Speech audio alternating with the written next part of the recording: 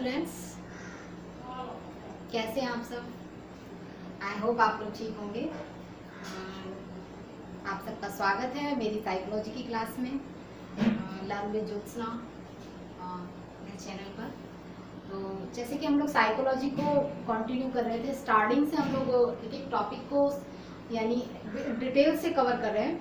तो जिसमें हमने स्कूल्स ऑफ साइकोलॉजी को फर्स्ट ऑफ ऑल मतलब पहले मनोविज्ञान कैसे आया, मनोविज्ञान एक्चुअली में है क्या, वहाँ से फिर मनोविज्ञान कैसे कैसे डेवलप हुआ। अब हम लोग आज के लेक्चर में देखते हैं कि मनोविज्ञान का शिक्षा में क्या यूज है। एक्चुअली ये तो हमने समझ लिया कि मनोविज्ञान जो है हमारा वह भाई मन का विज्ञान था, आत्मा का विज्ञान था। उसके बाद फिर उसे व्यवहार का विज्ञान कह दिया गया। तो व्यवहार का ये तो हम समझ गए कि मनोविज्ञान क्या है, मानव व्यवहार का, मानव के व्यवहार का अध्ययन करता है। लेकिन व्यवहार का अध्ययन करने के साथ ही अब इसका शिक्षा के क्षेत्र में क्या अपना एक योगदान रहा है, शिक्षा के क्षेत्र में मनोविज्ञान ने क्या अपना एक अहम भूमिका निभाई। तो हम देखते हैं मनोविज्ञान का उद्भव तो जैसे हमने बताया था कि हो चुका था, लेकिन मनोविज्ञान का उद्भव होने के बाद उसका वैसे तो देखिए हर फील्ड में अपना अपना एक जो साइकोलॉजी का इम्पोर्टेंस है, बट शिक्षा के क्षेत्र में हम लोग देखते हैं। तो इसको देखने के लिए सबसे पहले हमें देखना चाहिए कि शिक्षा और मनोविज्ञान। अब देखिए ये क्या है, शिक्षा के क्षेत्र में अगर मनोविज्ञान का यूज हुआ तो किस कैसे बनेगा। अगर बेसिकली हम बोल सकते हैं कि शिक्षा के क्षेत्र में अगर मनोविज्ञान का यूज हुआ तो क्या हो गया, वो शिक्षा मनोविज्ञान हो गया। अब हम लोग इसको डिफरेंट देख सकते हैं। शिक्षा मनोविज्ञान बना कैसे, शिक्षा प्लस मनोविज्ञान।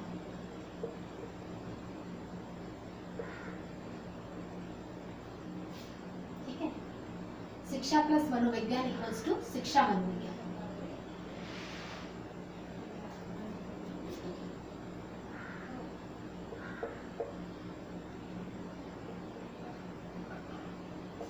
तो शिक्षा और मनोविज्ञान से ये पूरा वर्ड निकल करके आया शिक्षा मनोविज्ञान, जिसको हम लोग इंग्लिश में एजुकेशन साइकोलॉजी भी बोलते हैं। अब देखते हैं शिक्षा क्या है। एक्चुअली जो शिक्षा है, शिक्षा जैसे कि विवेकानंद जी ने भी कहा कि मानव के अंदर अंतर्निहित शक्तियों को बाहर निकालना, उनको मतलब परिष्कृत करना, यू नो मतलब कि उनको क्या करना, उनमें चेंजेस करना और उनको वातावरण के लायक बनाना। ऐसा तो बेसिकली विवेकानंद जी ने भी यही बोला है कि मानव व्यवहार, मानव की आंतरिक शक्तियों का, अंतर्निहित शक्तियों को बाहर निकाल के उनका समन्वय करना, मतलब समन्वय के योग्य बनाना। जैसे हम कह सकते हैं कि मान लीजिए इंसान के अंदर एबिलिटी है, जब भगवान ने इंसान को जमीन पे भेजा है, धरती पे भेजा है, तो कुछ विशिष्ट क्षमताओं के साथ, जिन्हें हम लोग बोलते हैं जन्मजात योग्यता, तो उनके साथ मतलब भगवान ने उसे पृथ्वी पे भेजा है। उसके अंदर सारी क्षमताएं, सारी वो योग्यताएं पहले से मौजूद हैं। वो तो उसके पास जन्मजात है, लेकिन उन योग्यताओं को हम किसके द्वारा निखार सकते हैं, शिक्षा के द्वारा। यानी यूं हम कह सकते हैं मानव की अंतर्निहित क्षमताओं को, हम कह सकते हैं अंतर्निहित क्षमताओं को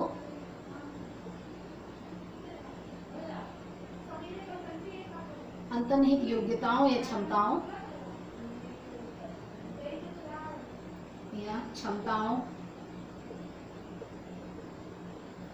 यानी मानव के अंदर जो अंदर से पहले से जो मौजूद उसके अंदर योग्यताएं और क्षमताएं, उनको बाहर निकालकर उनका क्या करना, उनका क्षमताओं का विकास करना। विकास व बाह्य जिसको हम कह सकते हैं बाह्य,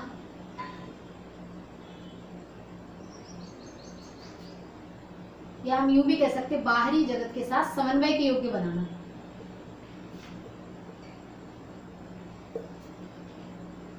समन्वय के योग्य बनाना।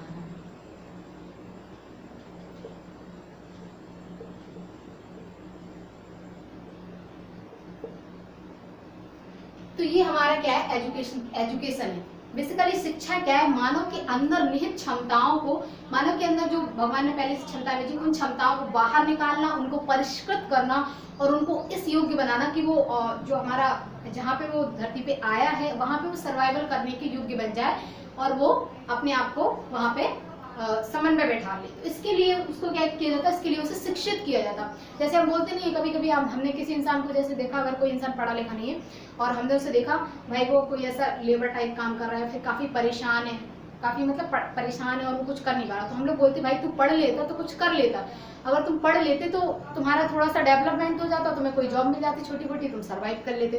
तो वही चीज़ बेसिकली हम बोल सकते हैं कि शिक्षा क्या है, शिक्षा हमें जीवन जीने के योग्य बना देती है। शिक्षा हमें क्या बना देती है, जीवन जीने के योग्य बना देती है, ताकि हम अपनी क्षमताओं का खुद ही यूज करके अपनी क्षमताओं का, अपने संज्ञान का, अपने शरीर यानी फिजिकल स्ट्रक्चर का, अपने संज्ञान का, अपनी बुद्धि का, अपने तर्क का और अपने क्षमताओं का यूज करके, प्रयोग करके हम अपने आप को फिट रख पाए, अपने आप को जीवन जी पाए, जीवन जीने के योग्य बना पाए, हम अपना जीवन जी पाए, तो यूं कह सकते हैं।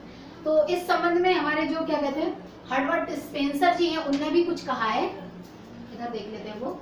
महात्मा गांधी ने तो आप लोग समझते हैं 3H की बात की हुई है, महात्मा गांधी ने 3H की बात की हुई है। महात्मा गांधी ने शिक्षा को जोड़ा है 3H से। उन्होंने बोला है, महात्मा गांधी जी ने बोला,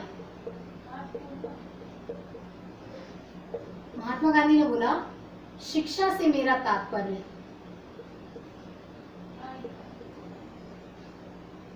वेल नोन डेफिनेशन है, सभी को पता होगा। शिक्षा से मेरा तात्पर्य बालक के मन,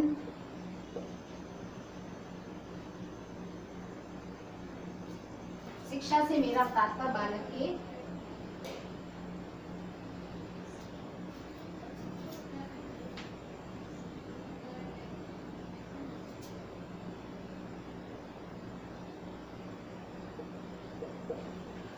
गांधी जी ने बोला है शिक्षा से मेरा तात्पर्य बालक के शरीर, मन, आत्मा के सर्वांगीण विकास से है।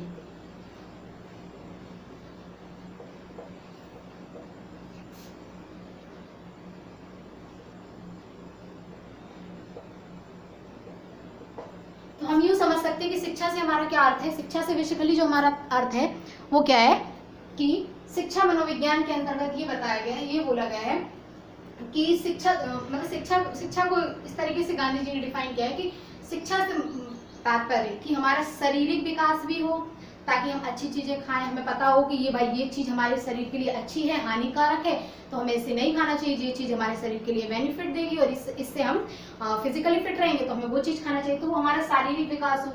और मानसिक विकास कैसा हो?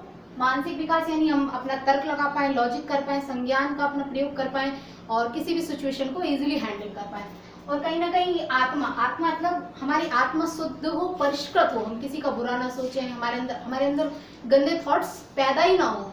तो कहीं ना कहीं गांधी जी ने क्या कहा, इन 3 चीजों से शिक्षा को जोड़ा है। अगर इन 3 चीजों का आपका विकास हो गया, that mean you are educated according to the Gandhi ji. Gandhi ji के अनुसार अगर आपका मन, आत्मा और शरीर का अगर विकास हो गया तो आप एजुकेटेड है। अब एक और डेफिनेशन हम लोग देख लेते हैं हर्बर्ट स्पेंसर जी की।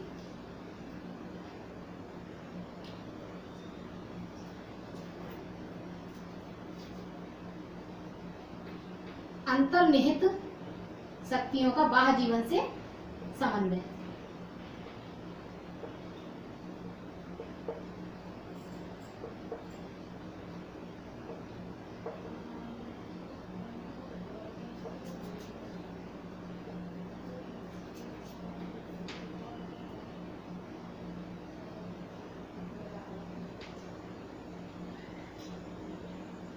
खत्म हो गया, आई थिंक। वेट देना, प्लीज, खत्म हो गई। इंक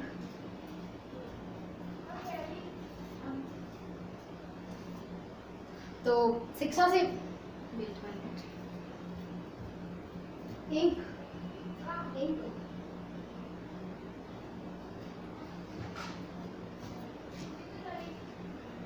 अरे कोई पेंसिल लेकर एक दिन में ही चला गया। अरे जल्दी हो यार, पागल होगा, पेंसिल के डिब्बा में 1000 बनाएगा।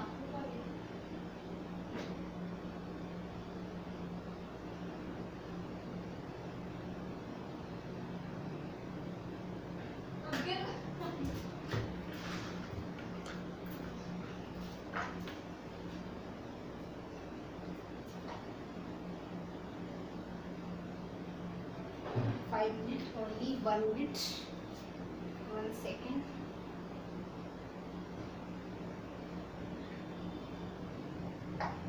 तो हम लोग कहाँ थे? हम लोग थे कि शिक्षा से जो गांधी जी हैं उन्होंने किस 3 चीजों से जोड़ा शिक्षा को, किससे? शरीर, मन और आत्मा से। गांधी जी ने शरीर, मन और आत्मा से शिक्षा को जोड़ा, शरीर, मन और आत्मा के साथ शिक्षा को जोड़ा। और जो हमारे हर्बर्ट स्पेंसर जी हैं, और उन्होंने क्या बोला है, उन्होंने ये बोला है बालक का अंतर्निहित शक्तियों का, बालक की अंतर्निहित शक्तियों का बाह्य जीवन के साथ समन्वय, बाह्य जीवन के साथ समन्वय। यानी यूं हम कह सकते हैं कि अगर वो एजुकेटेड है, अगर वो बंदा एजुकेटेड है, अगर उसने शिक्षा ग्रहण की है, तो वो किसी भी सिचुएशन में, किसी भी परिस्थिति में स्वयं को सरवाइव कर लेगा, स्वयं को ढाल लेगा। तो वही है बस शिक्षा का बेसिकली सीधा सीधा अर्थ यही है कि अगर हम एजुकेटेड हैं तो अपने आप को अनुकूलित कर सकते हैं वातावरण के अनुसार। जैसा कि डार्विन ने कहा था, वो तो आप सबको पता ही होगा कि जो व्यक्ति अपने आप को प्रकृति के अनुसार ढाल लेगा तो वही जिंदा रह पाया, अदरवाइज तो विलुप्त हो ही जाएगा। तो वही चीज़ें शिक्षा क्या है, आपको एनवायरनमेंट में अपने आप को ढालने के लायक बनाती है, और उस लायक बनाती है कि आप उस एनवायरनमेंट में सर्वाइव करना है। तो ये जो स्टेटमेंट है, ये किसने कहा था, स्पेंसर, ये हर्बर्ट स्पेंसर ने कहा था। ठीक है, ये स्टेटमेंट किसने कहा था, हर्बर्ट स्पेंसर जी ने कहा था। तो गांधी जी ने 3 चीजों से जोड़ा है, और इन्होंने अंतर्निहित शक्तियों को बाहर के वातावरण से अनुकूलित करने के लिए बात कही। अब हम लोग देख लेते हैं, तो ये थी हमारी शिक्षा। अब जो स्वामी विवेकानंद है, उन्होंने भी शिक्षा पर अपने कुछ विचार व्यक्त किए, उन्होंने भी शिक्षा को अपने तरीके से डिफाइन किया है। तो उन्होंने क्या कहा है, उन्होंने बेसिकली ये कहा है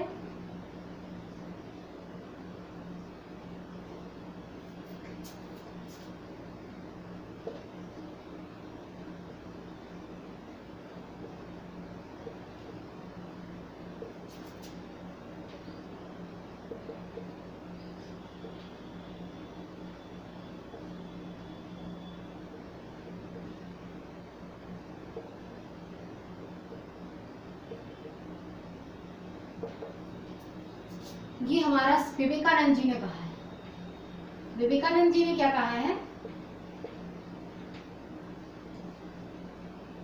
अकॉर्डिंग टू विवेकानंद, मनुष्य की अंतर्निहित पूर्णता को व्यक्त करना, यानी मनुष्य सोच लीजिए, उसके पास भगवान ने दिमाग भी भेजा है, उसको शरीर भी दिया है, उसके साथ इमोशंस भी दिए हैं, संवेग भी हैं, कहते हैं emotional development, physical development, cognitive development. तो क्या सब चीजें मनुष्य ने दी है, भगवान ने दी है, तो वो क्या अंतर्निहित है।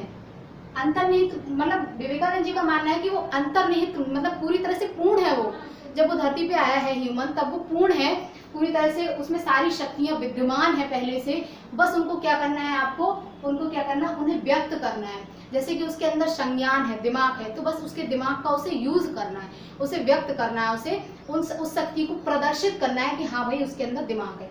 अब जैसे भगवान ने उसे शरीर भी दिया है, तो शरीर का उसे प्रयोग करना है। शरीर का प्रयोग कैसे करना, अपने आप को अपने साधन जुटाना, लिवलीहुड के जीवन के साधन को जुटाने के लिए, परिश्रम करने के लिए, श्रम करने के लिए। तो मतलब क्या करना, उसके पास पहले से अंतर्निहित है क्या, शरीर। अब उसको क्या करना, व्यक्त करना। उसमें जो शक्तियां हैं फिजिकल, उसके अंदर जो कह सकते हैं स्किल्स हैं, उनको क्या करना, व्यक्त करना। ऐसे कह सकते हैं कि उसके अंदर क्या है, संवेग भी है, इमोशनली वो पूरी तरह से भगवान ने सारे इमोशंस उसके पास भेजे हुए हैं जब उसे धरते।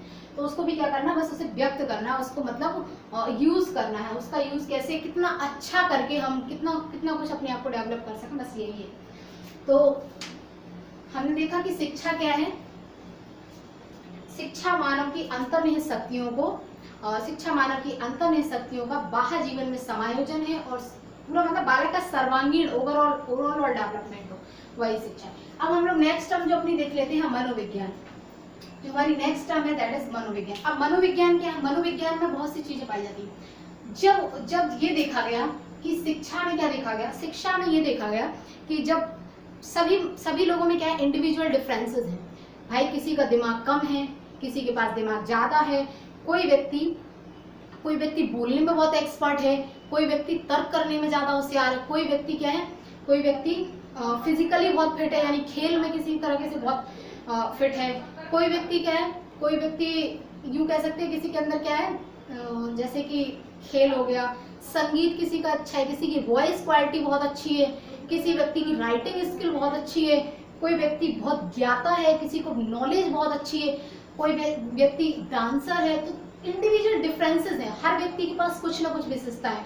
मान लीजिए एक परिवार के दो बच्चे जो ट्विंस हैं, जो जुड़वा बच्चे हैं, एक ही माँ के दो बच्चे भी सेम नहीं होते, और जो जुड़वा है वो भी सेम नहीं होते।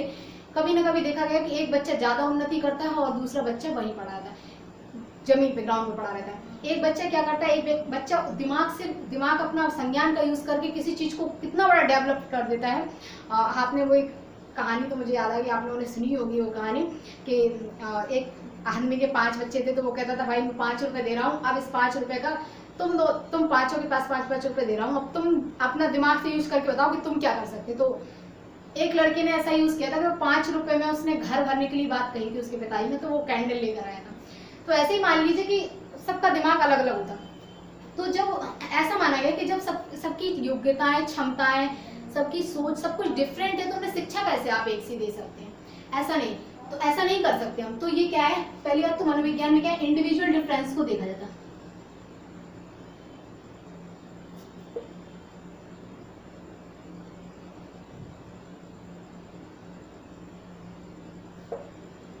पहली चीज मनोविज्ञान क्या करता है, इंडिविजुअल डिफरेंस पे फोकस करता है। वो कहता है कि बालक की जो क्षमताएं हैं, बालक की, कहते हैं जैसे कि स्पीयरमैन ने भी 2 फैक्टर बताए थे, जी फैक्टर और एस फैक्टर। एक तो जनरल फैक्टर और दूसरा स्पेसिफिक फैक्टर। और जो जनरल फैक्टर है वो तो सभी में होता है भाई, सब खा लेते हैं, सब क्या बोलते हैं, सोते हैं, सभी लिख लेते हैं, सभी 10-12 तक तो पढ़ ही लेते हैं। तो जनरल फैक्टर तो सही है, but specific factor means that कि उसके अंदर कुछ एक विशेष योग्यता है, स्पेशल चीज है। तो क्या करना है हमें उस विशेष उसके पास क्षमता भगवान ने भेजी, उस विशेष क्षमता को पहचान कर उसमें उसकी योग्यता को पहचान कर उसको डेवलप करना है, ताकि वो उस स्पेसिफिक फील्ड में कुछ अच्छा कर पाए। जैसे मान लीजिए किसी बच्चे का शरीर काफी अच्छा है और उसकी मांसपेशियां बहुत ही अच्छी हैं और वो खेल बहुत अच्छा कर लेता है, तो हमें उसकी उस क्षमता को पहचानना होगा कि ये खिलाड़ी बन सकता है और उसको उसी फील्ड में उसको ट्रेंड किया जाए, प्रशिक्षण दिया जाए। तो बस यही है मनोविज्ञान। वो क्या ध्यान देता है कि इंडिविजुअल डेवलपमेंट, इंडिविजुअल डिफरेंसेस को ध्यान देता है। दूसरा इंक्लूसिव एजुकेशन,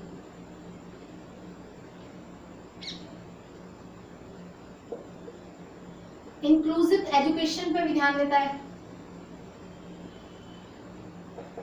एक मनोविज्ञान की और विशेषता ये कि वो इंक्लूसिव एजुकेशन का मतलब ये होता है कि समावेशी शिक्षा, कहीं ना कहीं वो समावेशी शिक्षा को भी एडवोकेट करता है। इस तरीके से करता है कुछ कि मान लीजिए, जैसे कि मानिए कोई बच्चा अगर मानसिक, चलिए ठीक है, कोई बच्चा जैसे कि आंखों से ठीक नहीं है, उसका विजन अच्छा नहीं है, वो देख नहीं सकता, मतलब उसकी देखने की थोड़ी क्षमता क्या है, कम है, साधारण बच्चे से थोड़ी कम है, वो नहीं देख पाता है। तो उसके लिए आप क्या करिए, ऐसे टीचिंग एड्स का यूज करिए, उसके लिए ऐसे संसाधनों का यूज करिए और उसको भी उस क्लास में मतलब एडजस्ट करिए, ताकि वो सारे बच्चों से अपने आप को पिछड़ा हुआ महसूस ना करे, वो अपने आप को हीन और दीन भावना से फील ना करे, वो भी वहां पे क्या हो जाए, फिट हो जाए और उन सामान्य बच्चों से कुछ सीखे। तो ये क्या हो गया, हमारा इंक्लूसिव एजुकेशन की बात करता है। इंक्लूसिव एजुकेशन को बहुत इंपॉर्टेंस देता है। तो कहीं ना कहीं ये सब चीजें हैं। और दूसरी चीज क्या है, इंटेलिजेंस,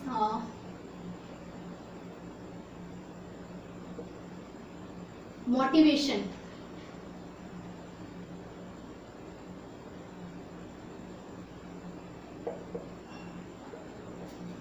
मोटिवेशन जिसे क्या बोलते हैं हम लोग नॉर्मल लैंग्वेज में तो प्रेरणा बोलते हैं, वैसे इसको क्या बोलते हैं मनोविज्ञान की भाषा में, अभिप्रेरणा। तो मनोविज्ञान किस पे बल देता है, एक तो अनुप्रेरणा, अभिप्रेरणा को भी बहुत मानता है। अभिप्रेरणा को इसलिए मानता है मनोविज्ञान क्योंकि वो ये कहता है कि अगर आप किसी बालक को प्रेरित करें कोई काम करने के लिए, क्या करें, उसको प्रेरित करें, तो वो उस काम को कर सकता है, ऐसा नहीं है। उसे मोटिवेट करिए आप, उसके अंदर ऐसे भावना क्रिएट करिए। हो सकता है किसी बालक का मन नहीं है पढ़ने का, तो अगर उसके अंदर कोई और दिमाग में बातें चल रही, तो आप उसको एक मतलब, जैसे कि बहुत सारे अभिप्रेरणा बताई हैं, जैसे कि एक तो दंड के द्वारा भी कर सकते हो आप, पुरस्कार के द्वारा भी कर सकते हो, और आंतरिक अभिप्रेरणा और बाहरी अभिप्रेरणा जैसे कि बात की गई है, ठीक है। तो ये स्पीयरमैन ने बात की हुई थी। तो इसी तरीके से क्या बोला इन्होंने ये बोला है, स्किनर ने बात की हुई है प्रेरणा। तो उन्होंने बेसिकली ये क्या बोला है कि बालक को क्या करिए, आप मोटिवेट करिए, ठीक है। और मेन चीज, सबसे मेन चीज, चाइल्ड सेंटर्ड एजुकेशन।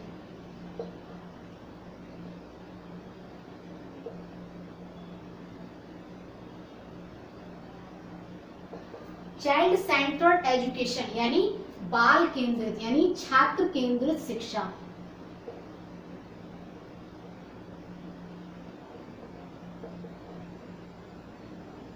मैं आपको बता दूं, पहले क्या होता था, पहले टीचर का काम सिर्फ और सिर्फ इतना रहता था कि वो क्लास में आया, उसने अपने लेक्चर दिए, उसे जो पढ़ाना था उसने पढ़ाया, उसे कोई मतलब नहीं बालक की रुचि क्या है, बालक की क्षमताएं क्या है, बालक क्या चाहता है। तो क्या है, उसकी रुचि, क्षमता, योग्यता के अनुसार शिक्षा।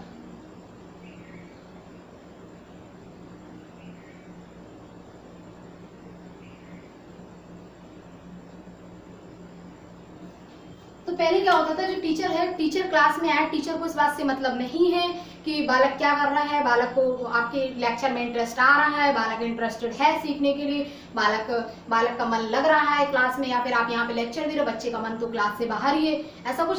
वो फिजिकली तो आपके पास प्रेजेंट है, बट उसका जो कॉग्निज्म जिसको हम लोग बोलते हैं, संज्ञान, उसका जो दिमाग है वो क्लास से बाहर है, वो क्लास के बाहर की चीजों को इमेजिन कर रहा है, और आप क्लास में वो फिजिकली बैठा और आप लेक्चर दे रहे हैं। बट मनोविज्ञान ने क्या कर दिया, मनोविज्ञान ने कहा छात्र केंद्रित शिक्षा होनी चाहिए, बाल केंद्रित, बालक को केंद्र में रखिए, उसके इर्द गिर्द ही सारी एक्टिविटी होनी चाहिए, ना कि आप डिक्टेटर हैं। आप क्लास में आए, बालक की जरूरतों को समझें, बालक का दिमाग को देखें कि बालक किस दिमाग का है, बालक की इच्छाओं को देखें, बालक की इंटरेस्ट देखें, रुचि, इंटरेस्ट को भी बहुत महत्व दिया गया है मनोविज्ञान में, इंटरेस्ट को भी बहुत महत्व दिया है। उन्होंने ये बोला है, मनोवैज्ञानिकों ने ये माना है कि अगर बालक का इंटरेस्ट नहीं है तो वो कुछ नहीं कर सकता, वो आपकी चीजों को नहीं सुनेगा। तो इन्होंने क्या बोला, बालक को केंद्र में रख के शिक्षा दीजिए। पहले के टाइम पे टीचर्स आते थे, टीचर ने अपने लेक्चर दिए, वो चल दिए, उन्हें मतलब नहीं है कि बालक को समझ में आया, बच्चे को समझ में आया, बच्चे को इंटरेस्ट लगा, बच्चे ने कुछ सीखा, बच्चे में कुछ परिवर्तन हुआ, कोई मतलब नहीं। तो ये सब चीजें पहले कुछ नहीं थी। तो अब मनोविज्ञान ने क्या कर दिया, मनोविज्ञान की वजह से चाइल्ड सेंटर्ड हो गई, बच्चों को केंद्र में रख के बच्चे की रुचियों को समझिए, बच्चे की स्किल को समझिए कि बच्चा कौन सी शिक्षण विधियां,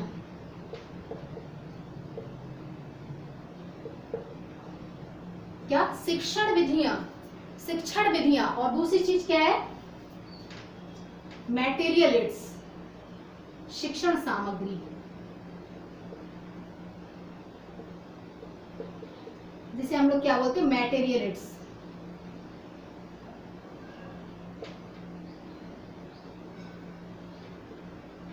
तो यूं हम कह सकते हैं कि अब क्या है, अब बालक को केंद्र में रख के बालक की आवश्यकताओं के अनुसार बालक को किस टेक्निक से समझ में आता है।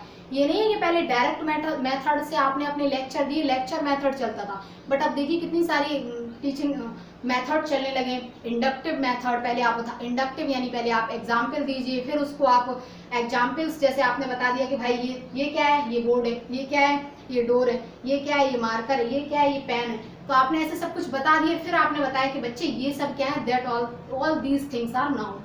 फिर आपने उसे एक वो करके बता दिया, समराइज करके कि नाउन। अब डिडक्टिव मेथड, डिडक्टिव में पहले उसे रूल्स बताए, काफी सारी शिक्षण विधियों को प्रमोट किया है। एक तो किंडरगार्टन मेथड है, तो जो किंडरगार्टन में बताया उन्होंने, बच्चों को खेल के द्वारा सीखे, बच्चा खेल के द्वारा बहुत सी चीजें सीख जाता है। दूसरा एक्सप्लोरेशन मेथड, कई सारी शिक्षण विधियों का विकास किया मनोविज्ञान ने। और तीसरा शिक्षण सामग्री, उसने कहा कि आप बच्चे को रियलिया टाइप का एक वर्ड यूज किया, रियलिया, जैसे आप पढ़ा रहे हो मार्कर के बारे में, तो आप मार्कर को क्लास में लेके आइए, रियल ऑब्जेक्ट को आप उसे दिखाइए या फिर उसका पिक्चर दिखाइए, इस तरीके से आप बच्चे के दिमाग में वो क्लिक करेगा। तो कहीं ना कहीं ये चीज शिक्षण सामग्रियों को भी प्रमोट किया है। और सबसे मेन चीज इज दैट कि बच्चे की रुचि, क्षमता, योग्यता के अनुसार ही आप बच्चे को शिक्षा दें, और शिक्षा ऐसी दें जो उसमें कुछ परिवर्तन लाए। और एक और लास्ट चीज, FA और ऐसे, FA एंड ऐसे, आकलन एंड मूल्यांकन। आकलन और मूल्यांकन की भी बात की है आपने, जो सिखाया पहले के जमाने में क्या, तो टीचर आता था, वो अपनी बातें कह के चला गया, उससे मतलब नहीं बच्चे ने सीखा नहीं सीखा। अब क्या है, आप क्लास में आए, आपने एक ये पहले तो लेसन प्लान बनाया, आपने ये पढ़ाया, इसमें से कितना % बच्चे ने सीखा, आप उसका मूल्यांकन करिए, आप उसका असेसमेंट करिए और उसके अनुसार उसको रेमेडी भी दीजिए। उपचारात्मक शिक्षण,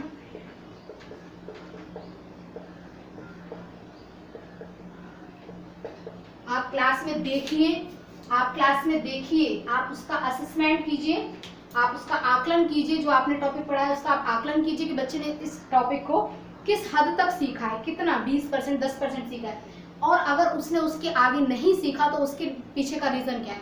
अगर उसने 20%, 100% किसी टॉपिक में से उसने 20% कवर किया है, 30% किया है, तो ऐसा क्यों, उसके पीछे का रीज़न क्या है, उसके पीछे के रीज़न को जान के उसको रेमेडी दीजिए कि वो कहाँ लैग कर रहा है, क्या रीज़न है, उसको रेमेडी दीजिए, फिर आगे उसको कंटिन्यू करिए, फिर उसका आकलन और मूल्यांकन करिए कि भाई इस बच्चे ने इतना % का रिजल्ट दिया है। ठीक है, तो ये सारी चीज़ें मनोविज्ञान ने की हैं, और मनोविज्ञान की वजह से शिक्षा के क्षेत्र में यूँ कह सकते हैं क्रांति आ गई। क्या बोल सकते हैं हम लोग, क्रांति आ गई। तो यही इन सभी चीज़ों को, तो ओवरऑल हम एक लाइन में से कह सकते हैं मनोविज्ञान के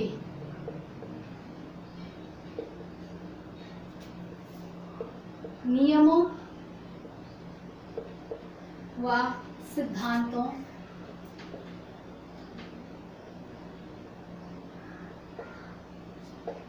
का शिक्षा के क्षेत्र में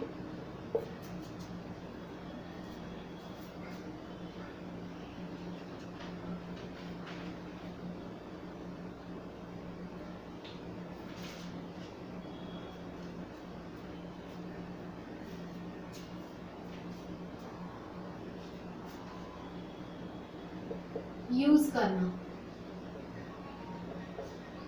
मनोविज्ञान के नियमों व सिद्धांतों का शिक्षा के क्षेत्र में प्रयोग करना ही शिक्षा मनोविज्ञान है।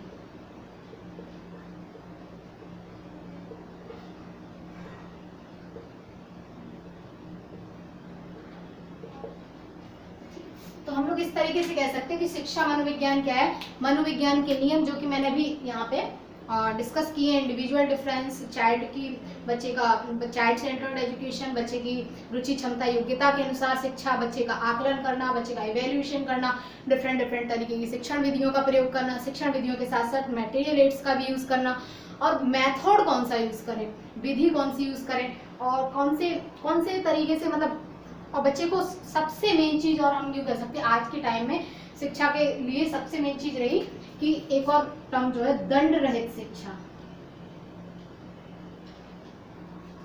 दंड का प्रावधान नहीं।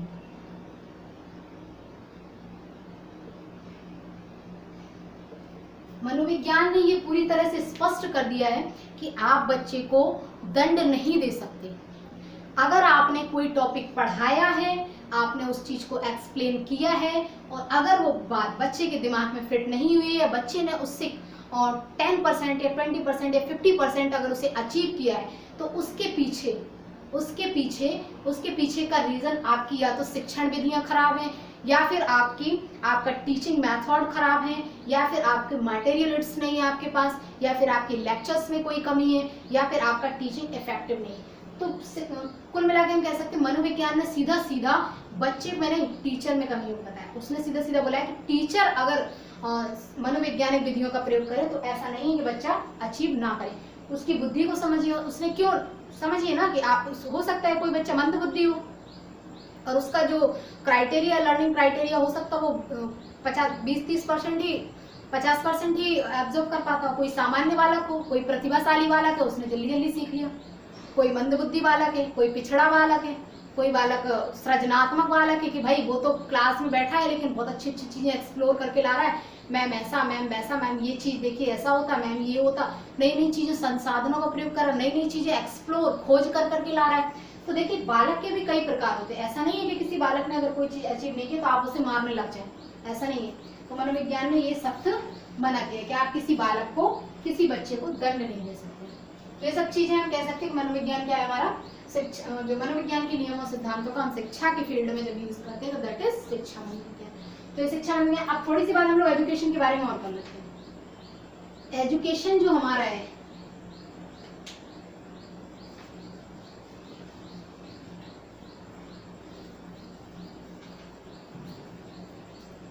शिक्षा, जिसे हम लोग क्या बोलते हैं, एजुकेशन, इसके टाइप्स ऑफ एजुकेशन, इसको हम लोग और देखते थे कि शिक्षा के, या फिर हम यूं कह सकते हैं फॉर्म्स ऑफ एजुकेशन।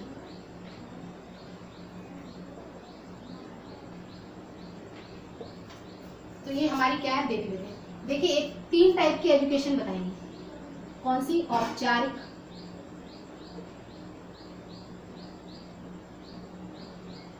इसको हम लोग बोलते हैं फॉर्मल। दूसरा अनौपचारिक,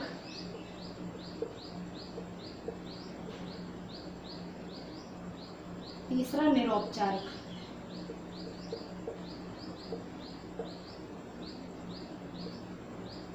तो मनोविज्ञान कह सकते, सॉरी शिक्षा के कितने टाइप बताए? 3 टाइप बताए। एक तो हमारा क्या है, फॉर्मल, इनफॉर्मल, और तीसरा क्या है, नॉन फॉर्मल। हमारा औपचारिक शिक्षा है, अनौपचारिक शिक्षा है और निरौपचारिक। 3 टाइप के, फॉर्मल, इनफॉर्मल और नॉन फॉर्मल।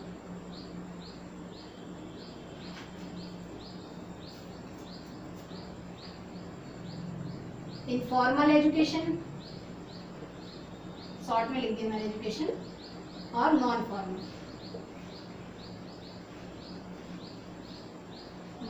एजुकेशन। तो हम कह सकते हैं ये 3 हमारे टाइप्स हैं एजुकेशन, इनको भी हम डिस्कस कर लेते हैं।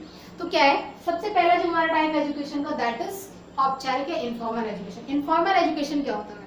तो मैं आपको बता दूं, इनफॉर्मल एजुकेशन जो है वो है औपचारिक, जिसमें हम जिस शिक्षा के जिस माध्यम में हम सारी औपचारिकता निभाते हैं, हम पाठ्यक्रम का प्रयोग करते हैं। किसका प्रयोग करते हैं?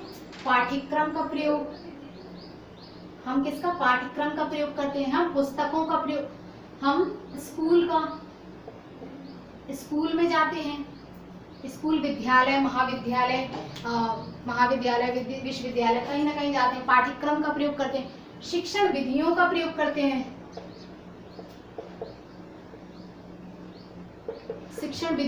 करते हैं, सहायक सामग्री का प्रयोग करते हैं।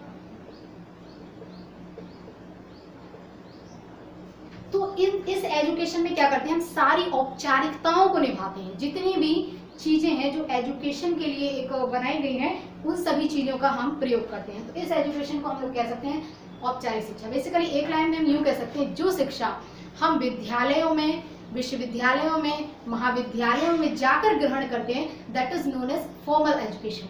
वो शिक्षा जो हम विद्यालय, विश्वविद्यालय, महाविद्यालय में जाकर नियम और उसके अनुशासन और उसके जो उनके गाइडलाइंस है, उनके सुपरविजन में जो हम शिक्षा ग्रहण करते हैं, that is formal education. Next जो हमारी इनफॉर्मल एजुकेशन। इनफॉर्मल एजुकेशन कैसी है? ये शिक्षा हमारी एक ऐसी शिक्षा है जो हम कहीं भी सीखते हैं, अपनी जीवन पर्यंत कंटिन्यू। इसका एक क्या है, समय सीमा निर्धारण। इसका एक चीज होती, समय सीमा, निर्धारित समय सीमा। यानी यूं कह सकते हैं कि जैसे आप हैं बीएड में, बीकॉम में है, आप हैं बीकॉम में, तो आपको पता है कि बीकॉम का जो पढ़ने का, जो आपका शिक्षा ग्रहण करने का पीरियड है, वो आपका 3 साल है। BCom first year, second year, third year. तो आप 3 साल से ज्यादा अगर चाहे भी उस सिलेबस को कवर नहीं कर पाए, तो आप विद्यालय में नहीं जा सकते। तो इसमें क्या है, एक समय सीमा का भी निर्धारण रहता है इस वाली में हमारी जो औपचारिक शिक्षा। इनफॉर्मल, अनौपचारिक जो इनफॉर्मल एजुकेशन, उसमें क्या है, उसमें ना कोई आपकी समय सीमा है, ना कोई आपके नियम है, ना कोई आपके सिद्धांत है, ना कोई वो मटेरियल एड्स का यूज करते हैं, ना कोई वो शिक्षण विधियों का यूज करते हैं, ना वो दंड का यूज करते हैं, ना वो कुछ भी नहीं है। और ना ही आपको स्कूल में जाना है, और ना ही आपके पास एक पाठ्यक्रम या सिलेबस है कि आपको ये किताबें पढ़नी है, ऐसा करना। आप जिंदगी में कभी भी सीख सकते हैं, कहीं भी सीख सकते हैं, वातावरण से सीख सकते हैं। मान लीजिए कि आप किसी पढ़े लिखे इंसान के पास पहुंचे और आप उसने कभी आपसे बोला, उसने किसी दूसरे व्यक्ति से बोला एक्सक्यूज मी गेट असाइड, तो आपने उसको बोलते हुए सुना और आपने उसको ये बोलते हुए सुना, तो फिर आपने एक पॉकेट ऑफ इंफॉर्मेशन यानी ऑर्गेनाइज इंफॉर्मेशन बना ली, जो प्याजे बोलते हैं, स्कीमा बना लिया आपने। स्कीमा बनाने के बाद फिर आपके दिमाग में फिट हो गया कि इस व्यक्ति ने ये वर्ड, ये लाइन यूज करी। आपने किसी दूसरे व्यक्ति को फिर वही बोलते देखा, आपने उससे पूछा इसका मतलब क्या है, तो वो बोलेगा इसका मतलब है प्लीज साइड हो जाएगी। तो आप वो सीख गए, उसको सीखने के लिए ना आपने कोई रूल्स, ग्रामर के ना रूल्स यूज करे, ना आप स्कूल गए, ना आपने कोई बुक खरीदी, और ना ही कोई टीचर आपको जरूरत पड़ी। किसी टीचर की भी, इसमें तो टीचर की जरूरत होती है औपचारिक, लेकिन उसमें आपको टीचर की जरूरत नहीं पड़ी, लेकिन आप एक लाइन, एक सेंटेंस सीख गए, excuse me please get a second, तो आप ये लाइन सीख गए। तो ये हमारी जो अनौपचारिक शिक्षा है उसमें ना हमें कोई शिक्षा नहीं, और ये इसकी विशेषता है। इसमें क्या है, अब हम लोग देखते हैं हमारी दूसरे टाइप की जो शिक्षा है उसमें क्या क्या होता है। उसमें ये होता है, इसमें ये निरंतर चलती है, यानी जीवन पर्यंत, ये वर्ड हम यूज कर सकते हैं। ये कैसे चलती है, जीवन पर्यंत चलती है। ये शिक्षा हमारी जीवन पर्यंत चलती है। अब जीवन पर्यंत क्यों चलती है, जीवन पर्यंत ऐसे चलती है कि इसमें ना हमें कोई कुछ हमारे रूल रेगुलेशन है नहीं, हम पूरी जिंदगी भर कुछ ना कुछ सीखते ही रहते हैं और उसका भी यूज भी करते रहते हैं। इस तरीके से हम एक अनुभव के साथ एक समय सीमा तक हम परिपक्व हो जाते हैं और अपनी जिंदगी को मतलब इस लायक हो जाते हैं कि हम अपने अनुभव किसी के साथ शेयर कर सकें, हम अपने अनुभव किसी के साथ शेयर कर सकें और हम किसी और को भी शिक्षा दे सकें, जीवन जीने के नियम, जीवन के तरीके, जीवन अपने अनुभव दूसरों के साथ शेयर करें। तो ये होगी हमारी इनफॉर्मल। और नेक्स्ट लास्ट जो हमारी शिक्षा है दैट इज नॉन फॉर्मल। अब जो नॉन फॉर्मल एजुकेशन है वो क्या है, उसको भी देख लेते हैं। जो हमारी नॉन फॉर्मल एजुकेशन है, नॉन फॉर्मल एजुकेशन बेसिकली ऐसी एजुकेशन है जिसमें एक निर्धारित पाठ्यक्रम भी होता है बट टीचर कोई नहीं होता। जैसे हम लोग बोल सकते हैं ओपन स्कूलिंग, ओपन स्कूल। जैसे आपने सुना ना इंदिरा गांधी,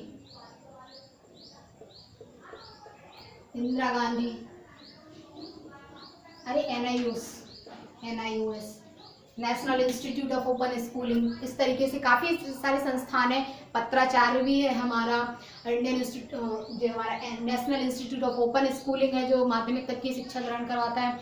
इस तरीके से कई ऐसे वो है संस्थाएं हैं जो हमें क्या करवा रहे हैं, इंस्टीट्यूट हैं जो हमें दूरस्थ शिक्षा यानी एक प्रसारित रूप में शिक्षा प्राप्त करवा रही है, जिसमें हमें ना, जिसमें सबसे बड़ा इसका ये फायदा है, इसमें हमें क्या हो रहा, ना तो